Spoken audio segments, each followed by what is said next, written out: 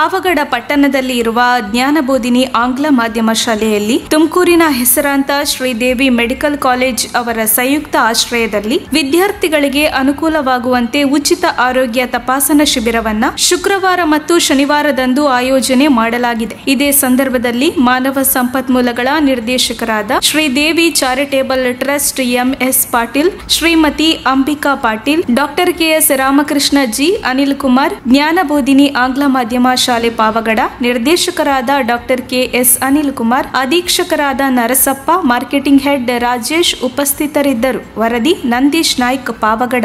Lot of rains and floods happen, and then in the heavens Lord Shiva and Parvati are sitting, and they say, see that that Pujari is so hardworking. This medical checkup camp jointly organized by Namma Tumakuru School Pavagada and Sridevi Medical College, Tumakuru. I am happy that Patil sir is with us, and Madam Patil sir, Ambika Pulinaika madam.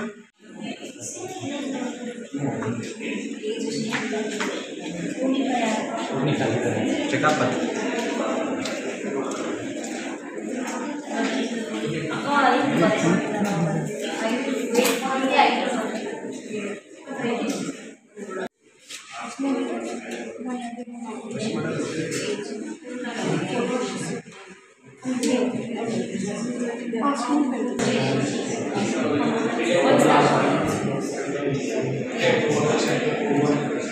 Distance